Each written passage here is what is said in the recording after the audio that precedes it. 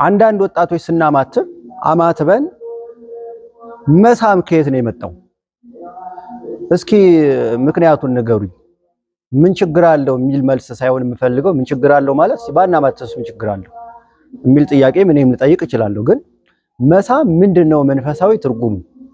ስናማትብ እጃችንን ስናወጣ ከግንባራችን ወደ ታች ከዛ ወደ ግራ ወደ ቀኝ ስናደርግ መንፈሳዊ ፍቺ መጽሐፍ ቅዱሳዊ መነሻ አለው።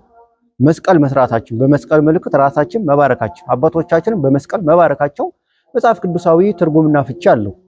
መሳምስ ምንድነው መንፈሳዊ ፍቺው?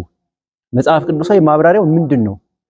ምናልባት እኔ እንደሚመስለኝ ከታዋቂ ሰዎችና ከኳስ ተጫዋቾች ያየነው እነሱ አማትበው እንዲህ ሲስሙ እንመለከታለን። ምክንያቱም እንደሆነ እነሱ ያውቃሉ። እንግዲህ እኛ እንደ ኦርቶዶክሳዊ ተዋሕዶ ቤተክርስቲያን መሳም ቀኖናዊ መጽሐፋዊ ስላልሆነ በትክክል አማትበን የአብ የወልድ የመንፈስ ቅዱስን ስም ጠርተን ራሳችን መባረክ ያዘጋጀነው ማዕድ መባረክ እንጂ መሳም ትውፊታዊ ቀኖናዊ አይደለም።